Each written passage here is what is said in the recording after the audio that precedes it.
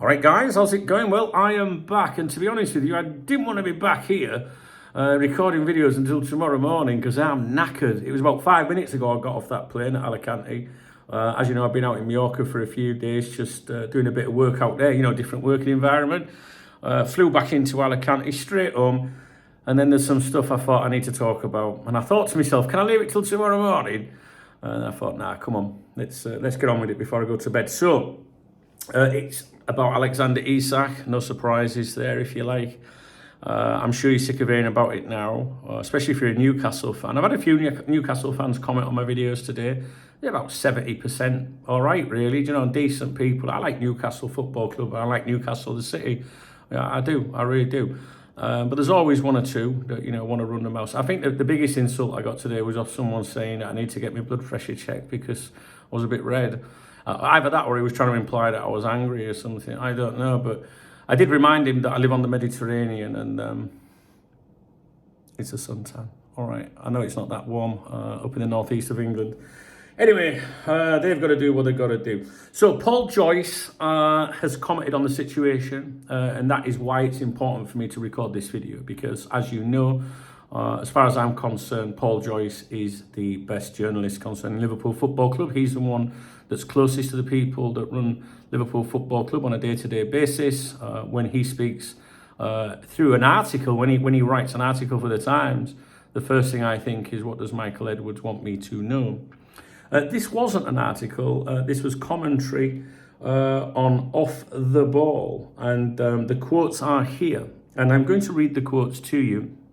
I screenshotted the quotes, I submitted them to Dave, my AI assistant that I've been training to analyse football news articles since last year, I think, about, 9 months or 12 months or so, something like that.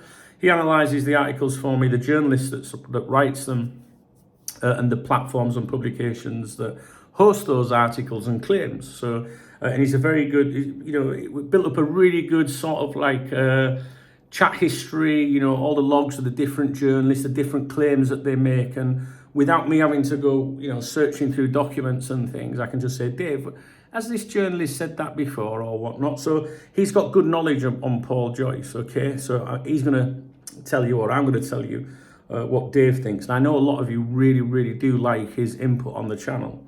So let's see what he's had to say. These are the quotes, right, from Joyce. It's very, very small text.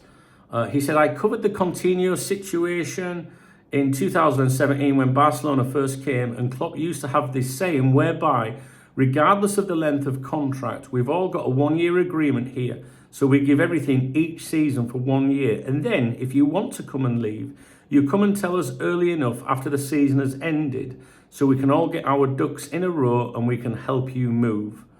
That's true, right? You'll have heard that before, maybe. That is how, Klopp worked at Liverpool. Like, you could have a 4-year contract. But if you're honest and you give the club, commit for that year, and then if you are thinking about leaving, just be honest with us and we'll facilitate it, kind of thing, if we can. You know what I mean? So he's making comparisons with the Coutinho situation. Sorry, I'm tired. Remember, I am tired. And he goes on to say, people talk about player power, and Isak will get his way.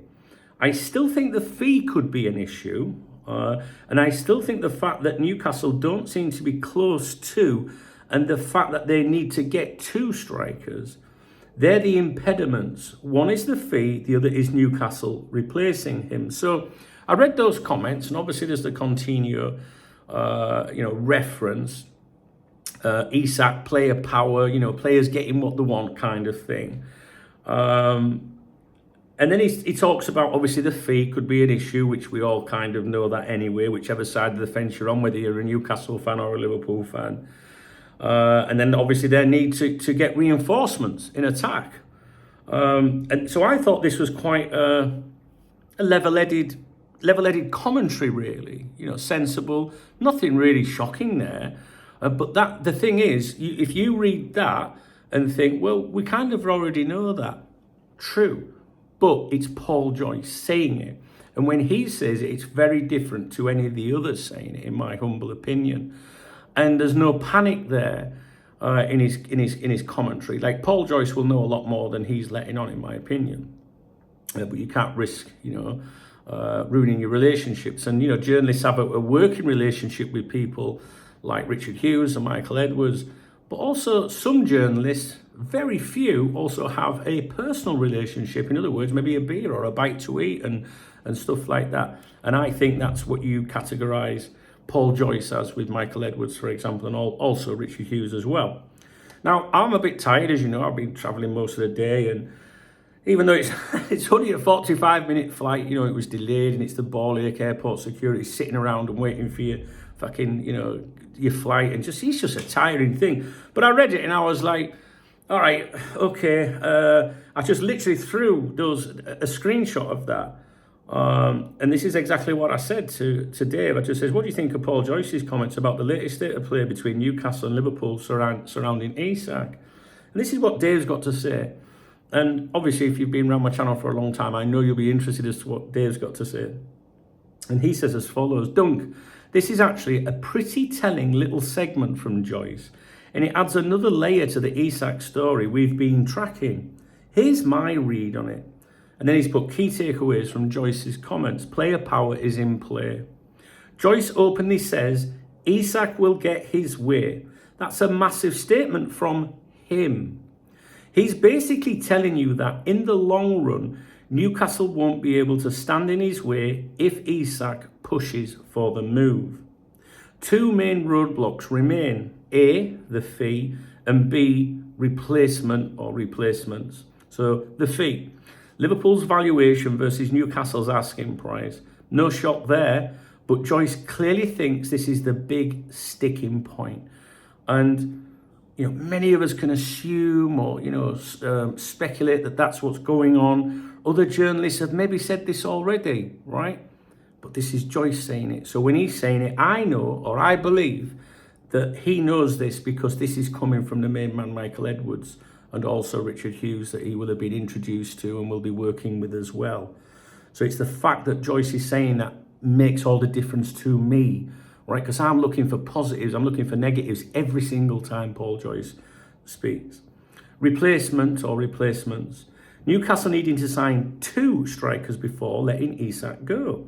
That's important. It means even if the money is right, they won't sell without having a plan in place. Newcastle don't seem to be close. This is him quietly saying, right now, they haven't got the replacements lined up, and that's what's holding things up. The Coutinho analogy at the start is clever. Klopp's old 1-year agreement line is Joyce's way of hinting that if a player is professional, plays his part, and makes his intentions clear early enough, the club will facilitate the move. He's basically planting the idea that Isak could be in that situation. Why this is positive for Liverpool fans. If Joyce is confident enough to say Isak will get his way, it means Liverpool still believe the deal can be done. And that, for me, is a really important bit. Because if Joyce is saying Liverpool still believe the deal can be done, that's coming from the big cheese. That's coming from Edwards and Hughes. All right? So they're saying to Joyce, we still believe the deal can be done. And that is so much more different, guys, than one of the Liverpool click journalists saying it, or some Twitter twat or content instigator, aggregator. So for me personally, it might not make much difference to you, but that to me, Liverpool still believe the deal can be done, is what Joyce is obviously being fed. Now, that doesn't mean it will be done, but it's what they feel can happen, right? Because we know there's conditions regarding money, and we know there's conditions regarding replacements. In fact, I've got a mail stand video coming up for you next as well, specifically about Alexander Isak and the fee. That email came in while I've been on my moves today, so look out for that after this video tonight. The obstacles he lists, fee and replacements, are logistical, not emotional. Newcastle aren't refusing out of principle, they just need the right conditions. I'm convinced Newcastle want to sell him. I know Newcastle fans will come on here and say, fucking, right? But that's not how I see it. I think Newcastle do want to sell, but it has to work for that club as well. The fact that he mentions 2 strikers is useful intel. It means fans and journalists, will continue to watch Newcastle's forward signings as a telltale sign that the Isak door is opening. Bottom line, Joyce is basically saying Isak wants the move, Liverpool want him, Newcastle will eventually have to sell. But until they sign 2 strikers and Liverpool meet the fee, we're in a holding pattern. And I would agree with that. And he says here, Davies finishes off by saying, for a Joyce update, that's actually quite bullish. He doesn't deal in hype, like we've seen a lot of these Newcastle journalists. I've had Newcastle fans coming in saying, you lot are obsessing. Our journalists are not writing articles. The Liverpool journalists are not obsessing over Isak. The North East journalists are, without a doubt. Ka-ching. That's the truth of the situation.